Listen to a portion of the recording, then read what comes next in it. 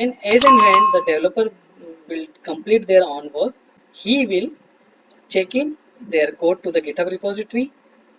GitHub repository will whenever it will get like check it will check whenever there is a new code changes are there, it will inform to Jenkins server, and Jenkins server will start the trigger a job and build their code. So with the help of this, within a second we will get to know that like whatever the code is developed by developer, is it correct or not, is there any issue in the code. If there is any issue, the Jenkins will send the notification, and we can stop that process, and either we can ask developer to revert their code whatever the code they have checked in.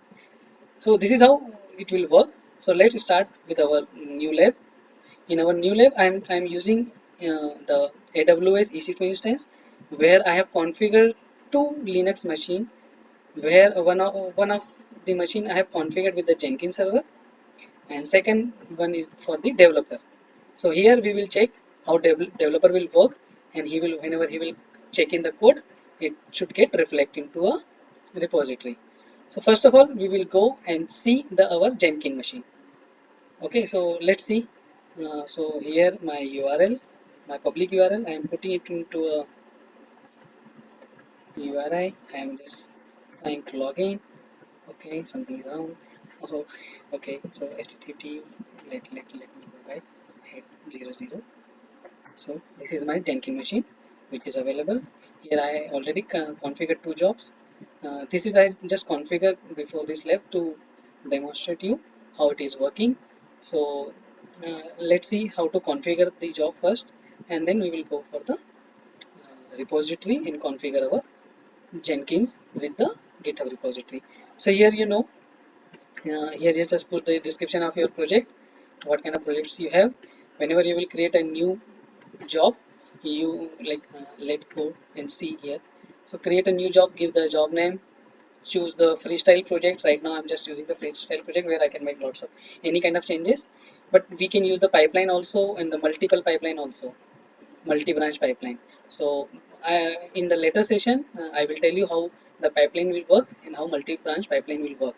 But right now, our this lab motto is to configure our GitHub with our Jenkins job. So here, this is my Jenkins job. So let's see the configuration. So first of all, I will give my GitHub path. You can see this is my GitHub repository path.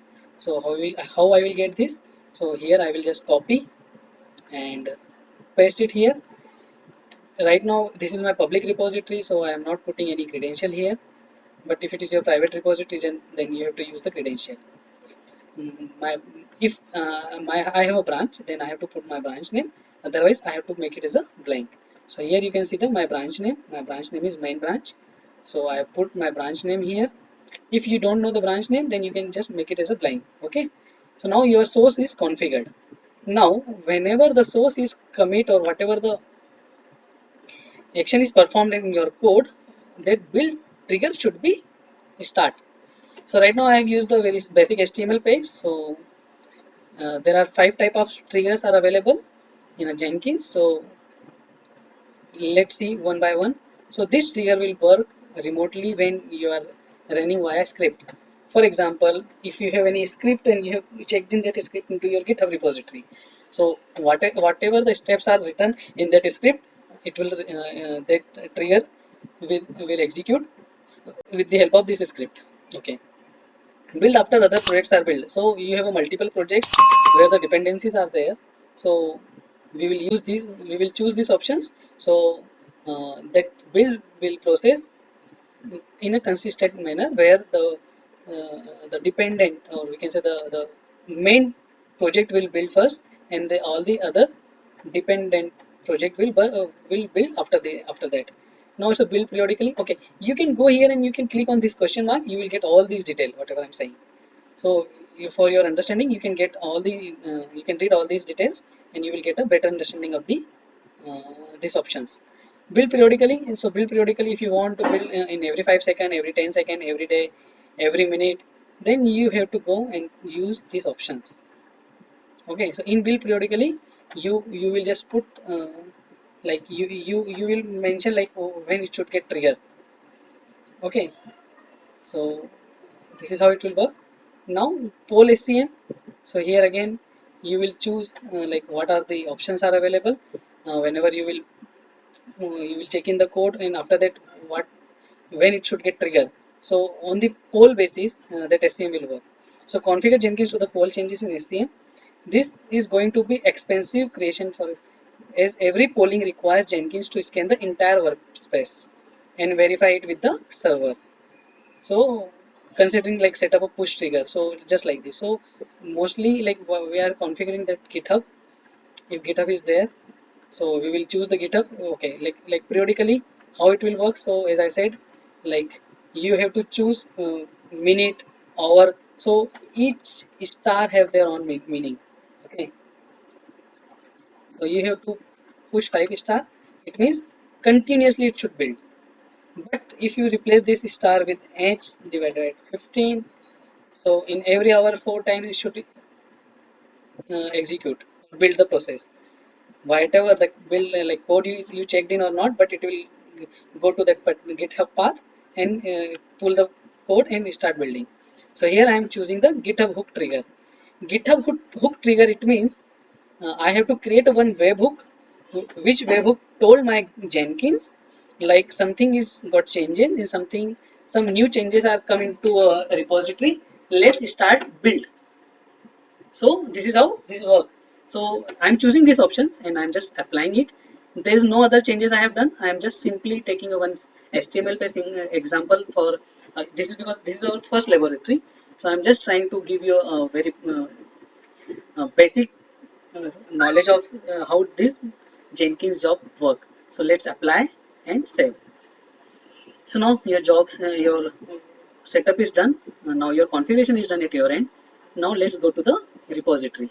So this is my repository. Here I have one HTML page on in which I will make a modifications. But how my Jenkins will know like whatever modification I have done, how that Jenkins will understand. So you will tell like okay, I already given that path. Yeah, I have already set up a GitHub part into your Jenkins, so by which it will understand like where my code repositories belongs to, but it will not look into the events which happen in your repository. So what we'll do to to give a notification to the Jenkins like there are some events is occur in my repository. Let's perform the action. So for that we will create a webhook. That webhook will like let's go to the setting. In a webhook section we will check webhook. Here I will give my Jenkins path. In the Jenkins path my base path will be this one, and we have to add this line. With the help of this line my Jenkins will understand okay, something, some notification is coming from this GitHub repository. Okay, so let's perform the actions. So this webhook is required payload URL. Payload URL, it means it's required this one, this path from your Jenkins. This line you have to add. Okay, and you have to choose with what kind of content is there. So here you can see two type of content is there. One is the JSON one, and second one is the URL encoded. Okay, I am choosing the JSON because I am using the very simple HTML page. Third one is required the secret. How you will get the secret? So for secret you have to go to the Jenkins, go to your own profile. In your own profile configuration, here you can see the API token, right? This API token you just create, click on this add new token. You will get one token here and copy that token and paste to this location. This is I already done, that's why I'm not doing the same again. Once all this is done, don't make any changes. We will just the push event. Whenever the push event is occur, my Jenkins should trigger. So I'm updating this webhook. My webhook updated now.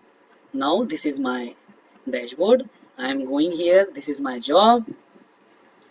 This job is also configured with the same, but the URL got changed. That's why it's giving a unstable exception.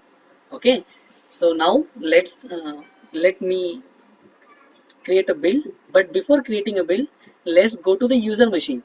So we have a user machine also. Let's connect with the developer.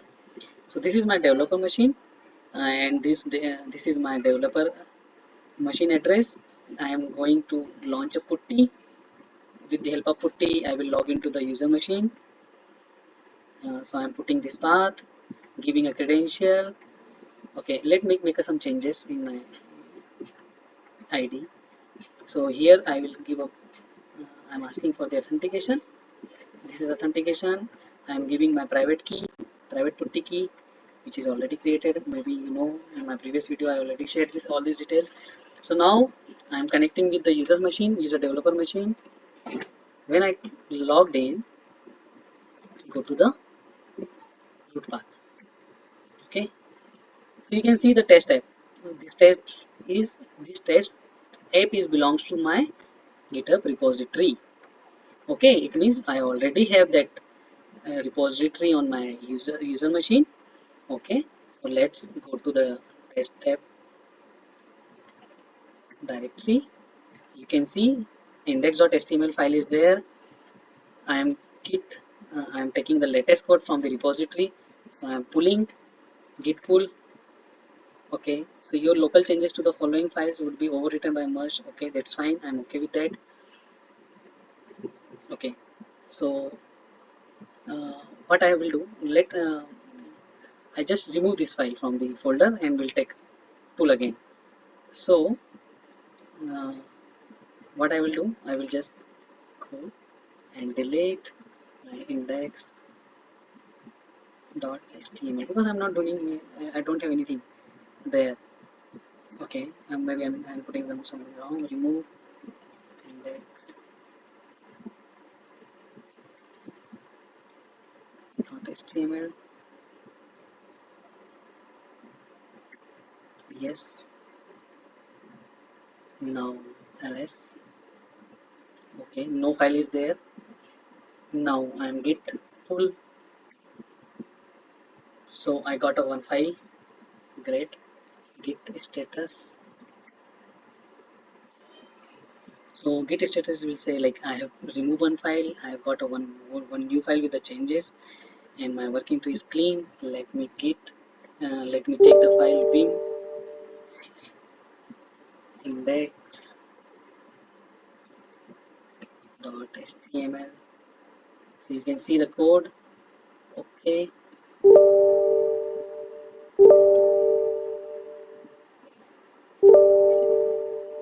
test lab 1.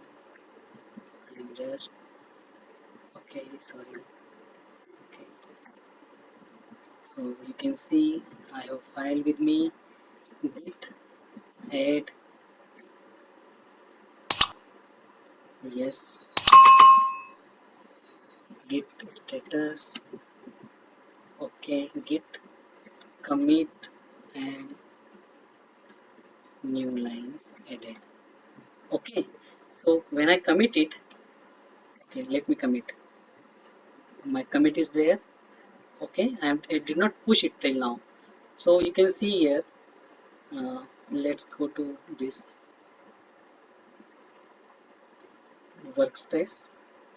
So you can see we have a 4 build now. Whenever I will push this code, you will see the changes here also. Correct? And this should be the number should be the 5. So let me push git